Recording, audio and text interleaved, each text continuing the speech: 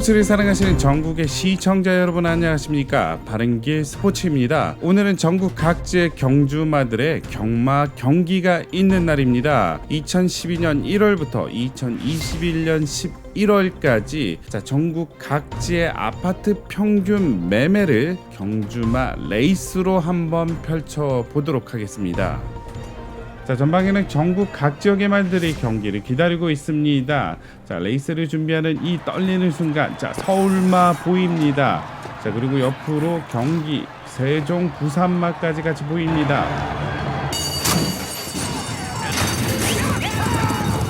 경기 시작했습니다. 단연 독보적으로 치고 나가는 서울마, 그 2위는 경기, 부산, 인천, 대전, 울산 순으로 기록이 되고 있습니다. 하위권으로는 광주, 충남, 충북, 경북, 전북, 강원, 전남의 순서대로 하위권을 형성하고 있습니다. 제주 무섭게 올라오고 있고요. 부산 그 뒤를 따르고 있는 찰나에 세종 무섭게 3위로 올라왔습니다. 경기를 제치고 서울 1위, 세종 2위, 서울, 세종, 서울까지 2021년 11월 아파트 평균 매매 가격 1위를 기록한 경주마는 바로 서울마입니다.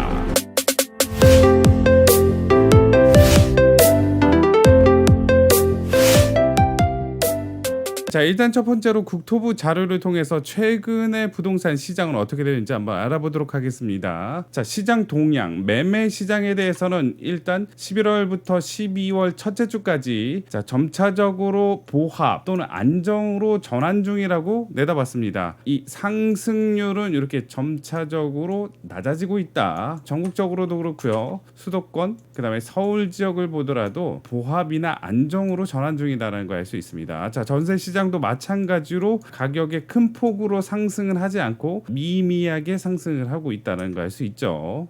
이 검은색 그래프는 아파트 매매고요. 노란색 그래프는 전세를 나타내고 있습니다. 기간은 2017년부터 2021년 12월 초, 첫째 주까지의 동향입니다. 전반적으로 봤을 때 전세 변동률에 있어서는 플러스 %를 기록하고 있다는 걸 알 수 있습니다. 하지만 2021년 8월 중순부터 약간의 그 변곡점에 있어서 상승률이 좀 하락을 했다라는 걸 알 수 있죠. 이와 더불어 원인과 결과인지는 모르겠지만 그 시기가 금리 인상 시기랑 겹쳤다라는 걸 알 수 있죠. 기존에 0.5에서 0.25 올리고 또 0.25를 올렸다. 과거랑 비교했을 때 상승률은 지금 현재 많이 줄어들었다는 걸 알 수 있고요. 그리고 2019년도 상반기에는 이렇게 마이너스를 기록한 적도 있었더라. 약간 규제가 먹혔던 시기였지만 그 규제는 오래가지 않았다. 결과론적으로 보자면 이때가 주택 구입의 또 최적의 타이밍 중에 하나였다고 볼 수 있겠죠.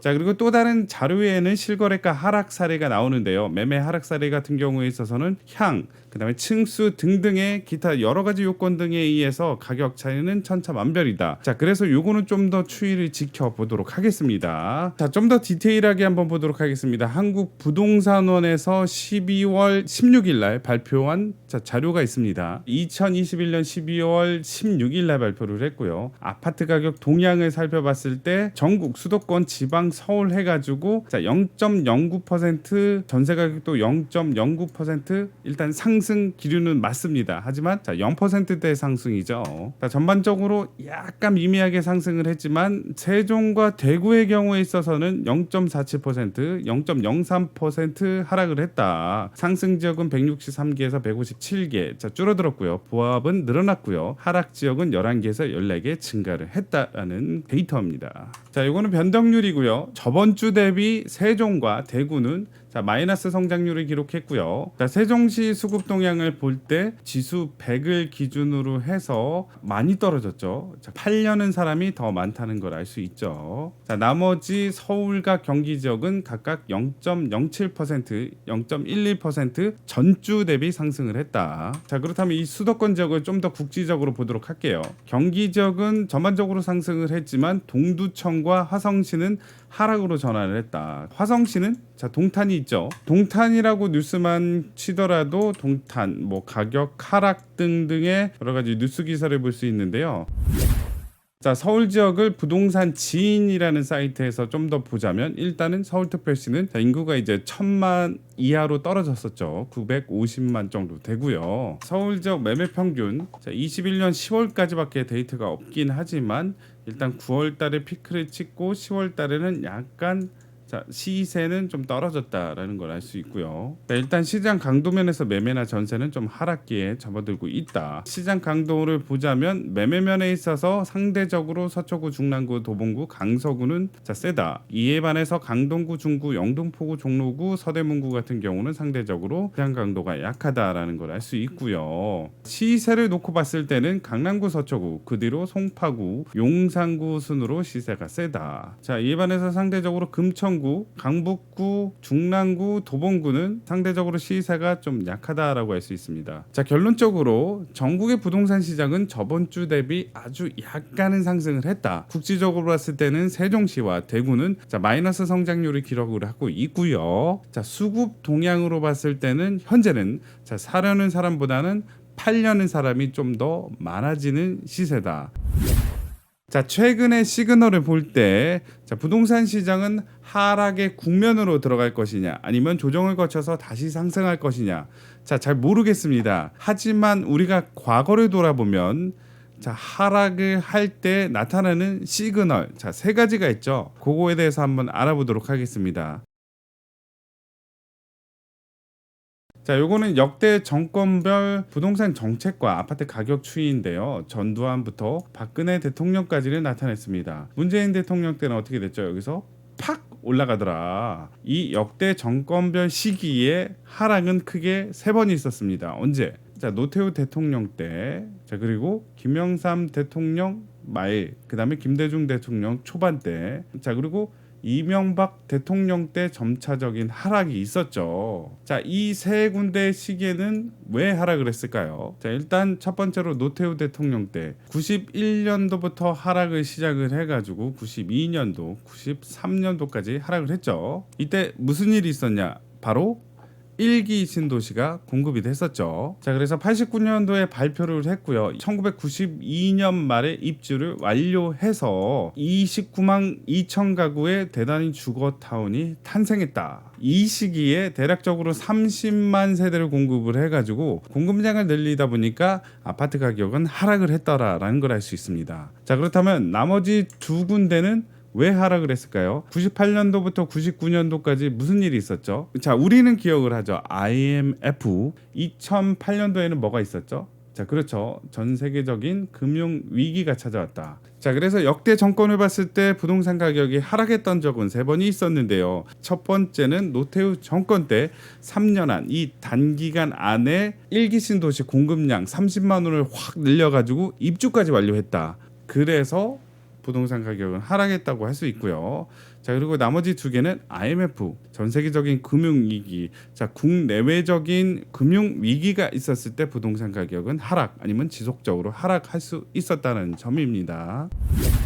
자, 세 번째는 과연 무엇일까요? 바로 금리죠. 자, 과거 실질 금리가 상당폭으로 플러스 반전되어야 버블 붕괴는 시작이 됐다. 자, 여기서 말하는 실질 금리는 명목 금리, 자, 우리가 알고 있는 금리에서 예상 인플레이션을 뺐을 때 나오는 게 바로 실제 금리라고 할 수 있죠. 일본은 80년대 엄청난 호황이었죠. 그래서 점점점 호황에 따라서 부동산 가격은 높아졌는데요. 자, 80년대 후반부터는 기존의 기울기보다 좀 더 가파르게 상승했다고 할 수 있겠는데요. 이와 더불어 금리는 하락을 했던 시기였다. 하지만 요 마이너스 0%를 찍고 다시 금리가 오름과 동시에 일본은 변곡점에 와서 이제 하락, 그 다음에 이제 폭락을 기록을 했었죠. 자, 미국도 마찬가지로 실질 금리가 추가적으로 상승을 했을 때, 자, 물론 부동산 가격도 고점을 찍었지만 계속해서 유지가 되자 하락으로 전환이 됐다. 자, 한국도 기준금리를 꾸준하게 올리고 있죠. 지금 현재 1%, 하지만 과거 2017년도, 18년도를 봤을 때 1.5, 1.75. 좀 더 과거를 보자면 과거에는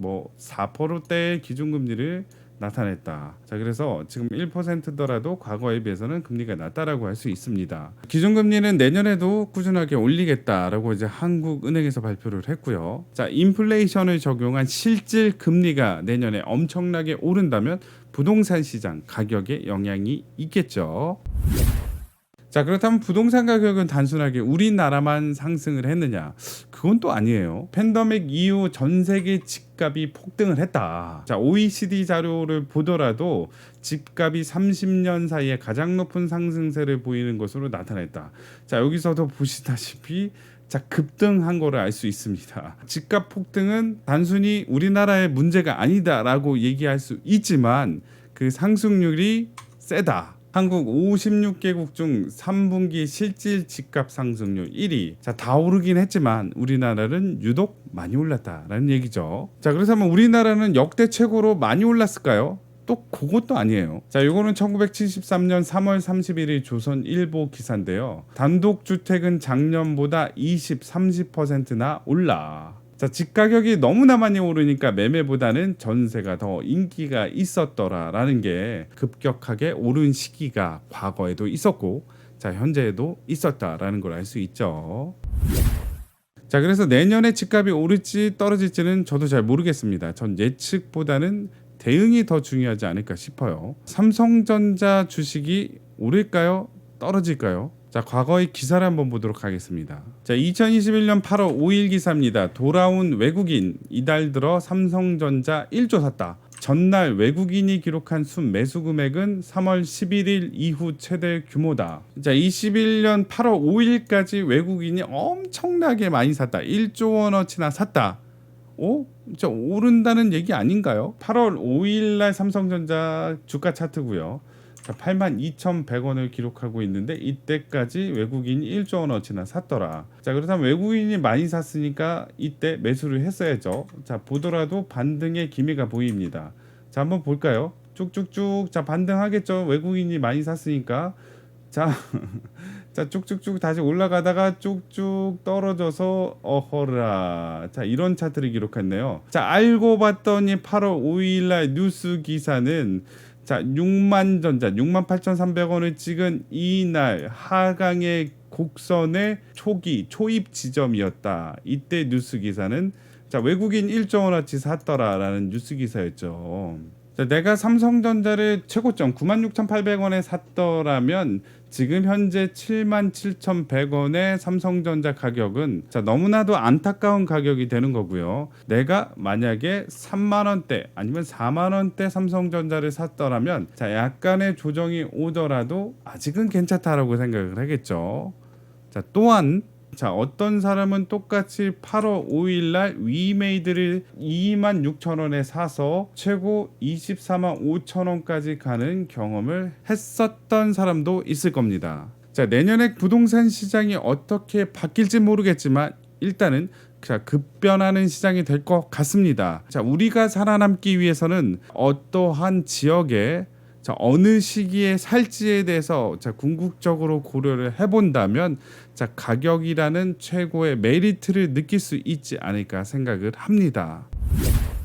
이 영상이 마음에 드셨으면 구독, 좋아요 부탁드리겠습니다. 감사합니다.